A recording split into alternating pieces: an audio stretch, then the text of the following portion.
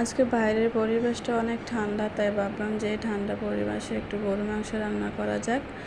আসসালামু আলাইকুম, কেমন আছেন সবাই? আশা করি সবাই ভালো আছেন। আলহামদুলিল্লাহ, আমিও অনেক ভালো আছি। আজকে বাইরের পরিবেশটা অনেক ঠান্ডা, তাই ভাবলাম যে ঠান্ডা পরিবেশে একটু গরু মাংস রান্না করলে খুবই ভালো হয়। তো যেই কথা সেই কাজ, ফ্রিজ থেকে আমি মাংস ভিজিয়ে রেখেছিলাম। তো মাংসগুলো ভালো করে ধুয়ে আমি এখানে মশলাপাতি দিয়ে দিচ্ছি। তো মাংসতে কী কী মশলা দিচ্ছি আপনাদেরকে বলে দিচ্ছি। তো মাংসের মধ্যে আমি প্রথমে দিয়ে দিচ্ছি আদা রসুন বাটা, শুকনো মরিচ বাটা, জৈতিক জাফল বাটা, জিরার গুঁড়া, হলুদের গুঁড়া, পেঁয়াজ কুচি, তেল। তা আমি মাংসটা সচরাচর হাতে মেখে রান্না করি, মশলা কষিয়ে খুব বেশি একটা রান্না করি না। আমার কাছে তেমন একটা ভালো লাগে না। আমি শুকনো মরিচ বাটা দিয়ে আর সব মশলা একসাথে দিয়ে আমি এভাবে হাতে মেখে মাংসটাকে খুব ভালো করে কষিয়ে কষিয়ে রান্না করি। আর আপনারা কে কীভাবে রান্না করেন, কার কাছে কীভাবে ভালো লাগে অবশ্যই কমেন্ট করে জানাবেন। আর আমার রেসিপিটা যদি ভালো লেগে থাকে তাহলে অবশ্যই একটা কমেন্ট করে জানাবেন। আর আমি এভাবে মাংসটা ভালো করে হাত দিয়ে ম্যারিনেট করে চুলায় বসিয়ে দিয়েছি। তো এভাবে কিছুক্ষণ পর আমি ঢাকনা উঠিয়ে নাড়া দিয়ে দিচ্ছি, নেড়ে নেড়ে কষিয়ে নেব। তো অনেক আপুরাই আছে যে নতুন বিয়ে হয়েছে বা নতুন সংসার, একেবারে নতুন কিছু রান্না করতে পারে না। ইউটিউবে সার্চ দিলে দেখা যাচ্ছে অনেক কঠিন কঠিন রেসিপি সামনে চলে আসে। তো সেই আপুদের জন্য আমার ভিডিওটা অনেক বেস্ট হবে আমি মনে করি। যে একেবারে ভেজালযুক্ত রান্না আমি নিজেও পছন্দ করি না।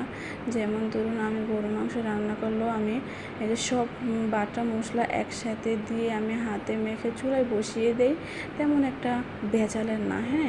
তো বসিয়ে দিলে তেমন একটু পরপর নাড়া দিলেই হয়ে যায় মাংস রান্না করা, আর কোনো মশলাপাতি কোনো কিছুই লাগে না। তো আমি এইভাবে মশলাটা কষিয়ে আমি মাংসটা কষিয়ে রান্না করি। তো আমি এই যে আপনারা দেখতেই পাচ্ছেন, আমি এইভাবে কিছুক্ষণ পর পর ঢাকনা উঠিয়ে মাংসটা নেড়ে দিচ্ছি, তেমন একটা ভেজালের না। তো সেই আপুরা আমার রান্নাগুলো ফলো করতে পারেন। আমার রান্নাগুলো ফলো করলে অবশ্যই আমি আশা করি যে আপনারা খুব সহজেই রান্না করতে পারবেন এবং রান্না শিখে যাবেন, এবং খেতেও কিন্তু অনেক সুস্বাদু হয় আমার রান্নাগুলো। আপনারা ট্রাই করে দেখতে পারেন, তারপরে আমাকে বলবেন। আমি সত্যি বলছি কি আপনাদের সাথে মিথ্যা বলছি? আসলে আমার কাছে যেটা ভালো লাগে আমি সেটাই আপনাদের সাথে শেয়ার করি। আমি যেটা আমার কাছে ভালো লাগে না আমি সেটা শেয়ার করি না। যেমন আজকের গরু মাংস, এটা খেতে অনেক ভালো হয়েছে। সবাই বলেছে যে আজকের মাংস রান্নাটা অনেক ভালো হয়েছে। ইভেন যারা আমার বাসায় গরু মাংস খায় না তারাও বলেছে যে আজকের মাংসটা অনেক ভালো হয়েছে। আমি তো মাংস খাই না, বাট আমার কাছে মাংস রান্নাটি অনেক ভালো হয়েছে। আজকে আমি আরও কিছু রান্না করেছি, সেগুলো আপনাকে আমি দেখাই নাই। তো আপনারা দেখেছেন মাংসের মধ্যে কীরকমভাবে তেল বেশি গিয়েছে। আমি তারপর ঝোল দিয়ে দিয়েছি। ঝোল দেওয়ার পর এখানে আমি আলু দিয়েছি। আলুগুলো আগে থেকে ভেজে রেখেছিলাম। তো আমি আলুগুলো পরে দিয়েছি, কারণ আলুগুলো এক বলকেই সিদ্ধ হয়ে যায়। তাই আমি মাংসগুলো যখন একটু সিদ্ধ হয়ে গেছে তখন আমি আলুগুলো দিয়ে দিয়েছি। তখন আরেকটা বলক আসলে আলুগুলো সিদ্ধ হয়ে যাবে, তারপর মাংসটা আমি নামিয়ে নেব। তারপর আমি এখানে আস্ত কাঁচামরিচ দিয়ে দিয়েছি। আপনারা চাইলে নাও দিতে পারেন, আমি দেই মাংসের মধ্যে কাঁচামরিচ, আমার কাছে ভালো লাগে তাই। তো এখানে আমি আরেকটু নেড়ে ছেড়ে মাংসটা আরেকটু ভালো করে বলক আনিয়ে নামিয়ে নেব। আমার মাংস রান্না প্রায় হয়ে গেছে, আমি আরেকটু বলক আনিয়ে নেব।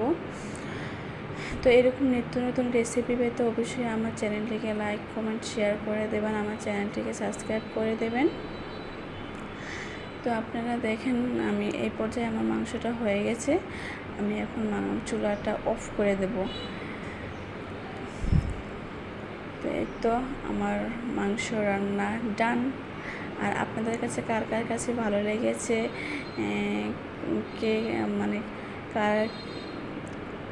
কার কাছে ভিডিওটা ভালো লেগেছে অবশ্যই লাইক, কমেন্ট, শেয়ার করবেন।